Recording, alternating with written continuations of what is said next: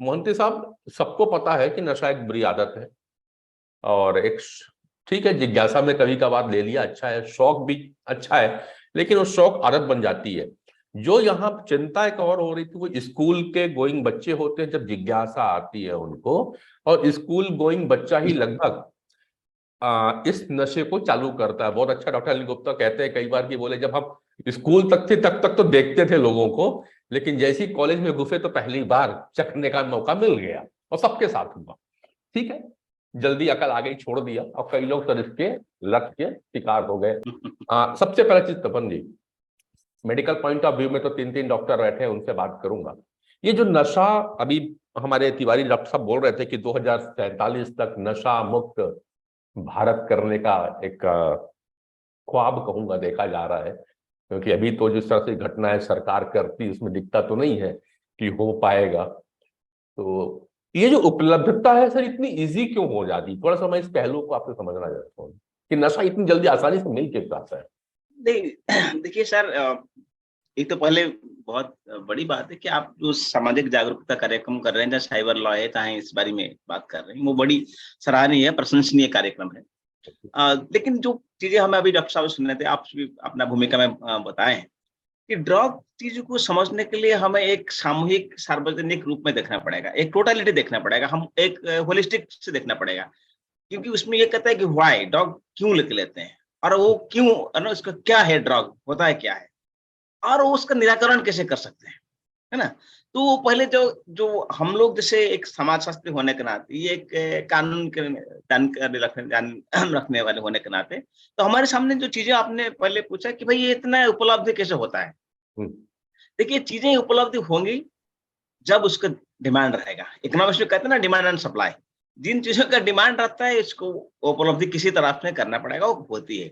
और हमारी अगर भारत की संस्कृति या परंपरा से देखा जाए कि देखो नशा, हम लोग को भगवान शिव के रूप में देखते हैं कि भाई भांग उनको चलता है। आप अगर हमारे जगन्नाथपुरी में चाहेंगे, जहाँ पंडा रहते हैं, अक्सर वो भांग लेते हैं।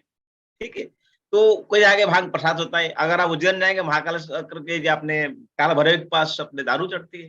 तो क्या है, एक एक सार्वजनिक साधारण रूप में एक हिस्सा रखा गया है कि देखिए ये एक जो चीजें होती है, क्यों होता है, लोग क्यों ऐसा रहते हैं। तो आपने बताया कि नहीं, पहले लोग देखते हैं भाई ये चीजें क्या है, उसमें क्या कोई दुख भूलने के लिए सामान सम होता है, और फिर वो लोग कहते हैं कि भाई किस वो मिलेगा कहाँ से। जैसे हमारी परदादा जी थे, तो उनका अफीम खाने का नशा होता था, अफीम दिया जाता था, और उसमें सरकार का नियम होता था कि छोटा छोटा बना के उनको देता था कि भाई आप रजिस्टर्ड दुकान से ला सकते हैं, और उनको इतना क्वांटिटी में देना है, और वो लेते थे। अच्छा, आपने अभी चौराहा में चले जाएंगे, देखेंगे लोग गांजा पीते हैं, और गंजड़ी होते हैं और बढ़ते रहते हैं। हाँ, काले मंदिर कहाँ मंदिर में किधर से वो बढ़ते रहते हैं। ठीक है। जब तक ये एक सामाजिक रूप में, सामूहिक रूप में लोग लेते हैं, कहते हैं ठीक है, थोड़ा जीवन के सामान्य, है ना, दुख भूलने के लिए कि थोड़ा नशा पदार्थ ले लेते हैं, नस्ली इस्तेमाल करते हैं, तो ठीक है। लेकिन जहां जहां तक ये युवा वर्ग की बात होती है, जहां तक जो ड्रग्स की बात होती है, कि हम लोग कहते हैं जो हमारा कानून है, narcotics and psychotropic substances act 1984 के जो कानून है, तो हम लोग क्या कहते हैं, नार्कोटिक्स ड्रग्स की बात करते हैं। ठीक है। और सिंथेटिक्स की बात करते हैं, और साइकोट्रोपिक सब्सटेंस की बात करते हैं, चाहे ये एलसीडी है, वो होता है, या बार्बिट्यूरेट्स हो, कोकेन है, मैरिजुआना है। ठीक है। तो डिफरेंट टाइप। तो ये जब होता है, तो लोग क्या कहते हैं, वीड्स, लोग वेल्स में कहते हैं वीड्स लेते हैं, है ना। आप लोग देखे होंगे जॉर्ज हैरिसन वहाँ आते थे कि भाई हिमालय की तरफ साधु लोग जाते हैं कि वहां मिलेगा, कि वहां पे कोई रोक टोक नहीं है, तो वहां वीड्स मिल जाता है। तो ये जो चीजें होते हैं, तो वह लोग पहले वो हिमालय जाना पड़ता था, ढूंढना पड़ता था कहाँ मिलेगा, चोरी हम्म। छिपे मिलता था। लेकिन जो मेजर अगर आप डिवाइड करेंगे, जो आम चल रहा है, जैसे बीड़ी सिगरेट तंबाकू एक तरफ होता है, दूसरी तरफ आप देखिए हार्ड ड्रग्स जो हम कहते हैं भाई, बार्बिट्यूरेट्स है, यू नो, और सिंथेटिक्स ड्रग्स की बात करते हैं, एलएसडी की बात करते हैं, तो एक और होता है।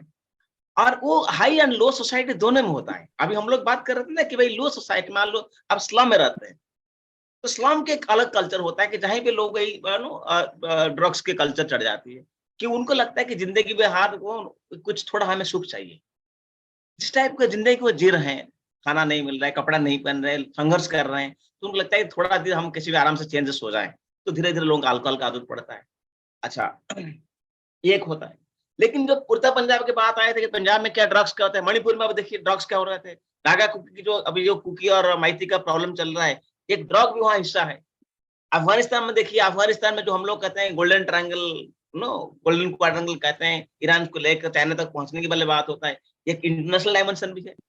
अब ब्राजील में देखिए, पहले पहले आप कोलंबिया में देखिए, कोलंबिया में इतना ड्रग लॉर्ड्स होते हैं, और साउथ अमेरिका में खास तौर पर वहां पे लोगों का मर्डर हो जाते हैं, बड़े बड़े फुटबॉलर खेलने के मर्डर हो जाते हैं, नो, क्योंकि वो एक ड्रग का वहां पे एक इंटरनेशनल डायमेंशन है।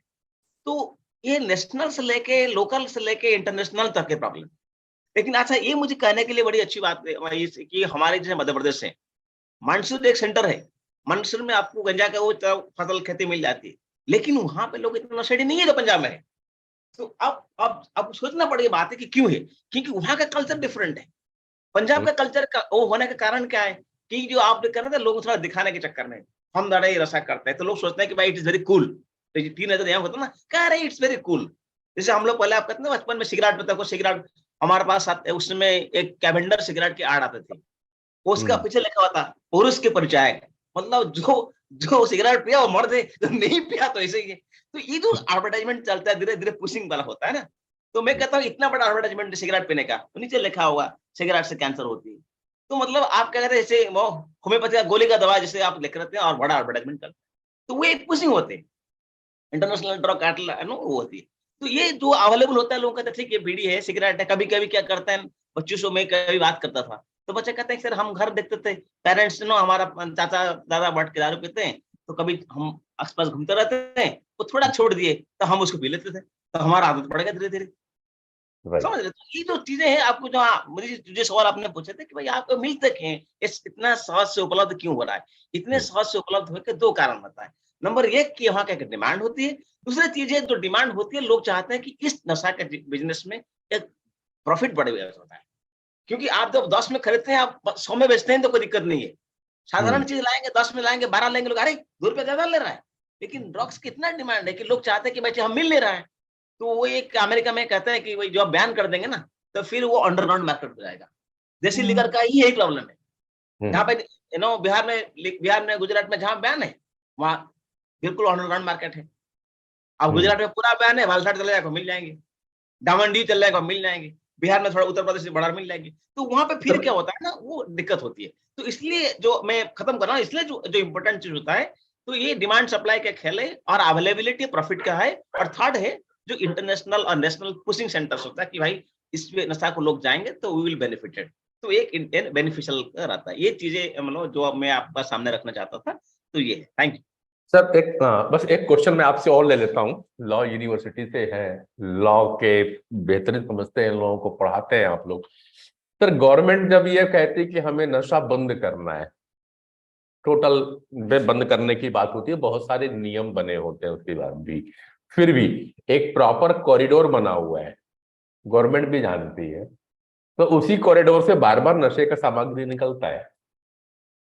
तो ये जो ट्रैफिक बना हुआ है इसका, इस पे क्यों नहीं काम होता है? नहीं उसके काम होती है, लेकिन वहां पे प्रॉब्लम दो किस्म का होता है। देखिए हमारे पास जो एंटी नार्कोटिक्स ड्रग्स से एंटी स्क्वाड रहते हैं, हम्म। एंटी ड्रग्स स्क्वाड रहते हैं, नार्कोटिक्स एंड एनसीबी रहता है, नार्कोटिक्स कंट्रोल ब्यूरो रहता है। तो हम्म। उनका ये काम तो नेशनल लेवल पे करता है। लेकिन मैंने जी। आपको जो कहा कि वो इंटरनेशनल का बड़ा रहता है, कि ईरान से लेकर वहां पे अफगानिस्तान में पॉपी कल्टीवेशन होती है, तो वहां आते हैं वो पाकिस्तान में देके पहुंच जाता है, फिर चाइना से हम्म। जाता है, फिर बाहर से चल जाते हैं। तो वहां पे एक नेशनल गवर्नमेंट के लिए एक मुश्किल होता है। हम बॉर्डर पॉइंट्स में चेक कर सकते हैं, लेकिन टोटल इराडिकेट करना मुश्किल है, क्योंकि हमारे पास ये सिस्टम नहीं है। Number one. Hmm. Number two जो ऐसा है कि देखिए लॉ अपने क्या होता है कि अपने नेशनल लॉ है, जब तक वो इंटरनेशनल लॉ नहीं बन सकता है, कि आपका इंटरनेशनल सिस्टम से नहीं करा सकते, तो आपको वहां पर लॉ में बंद करना आसान नहीं है। और तीसरा सबसे मुख्य उपाय होता है, अगर कानून से चीजें सुधर जाते हैं, तो भारत हम्म। जैसे कानून प्रधान प्राबल्य देश में कोई समस्या नहीं होती, क्योंकि कानून right। की समस्या तो एक है, जो आप पुलिस में डर के धमका के मिलिट्री में कर सकते हैं, हम्म। लेकिन ये लॉन्ग टर्म नहीं हो सकता है। हम्म। जो लोग जागरूक नहीं होंगे, संघर्ष नहीं करेंगे। मैं एक छोटा सा उदाहरण देता हूँ, जो एंटी आरक मूवमेंट होता है, देसी दारू का मूवमेंट होता है, ठीक है। आंध्र प्रदेश में, छत्तीसगढ़ में बहुत दिन क्या हुआ, ये लोगों ने बहुत दारू पीते रहे, बहुत उनका परिवार नाश हुआ, तो महिलाओं हम्म। ने लड़ाई, खास तौर पे आंध्र प्रदेश का नेल्लूर वाला डिस्ट्रिक्ट में। तो उन्होंने right। अपने गांव में कहते कि नहीं, हम अपने गांव में दारू लाने नहीं देंगे, चाहे जो हो जाए। महिलाएं हम्म। गए, लड़े, और वो कुछ दिन के बाद, 1 2 साल 3 साल बाद संघर्ष हुआ, बाद में हम्म। उस गांव नशा मुक्त हो गए एंटी लिकर से। तो जब राइट। तक लोकल तृणमूल स्तर पर लड़ाई नहीं होती ना, तो मुश्किल है। बाकी तो इंटरनेशनली जो चल रहा है, ये प्रॉब्लम है। अब ड्रग्स का ये बड़ा इश्यू है और यूएन का तरफ से, बाकी से तरफ से चल रहा है।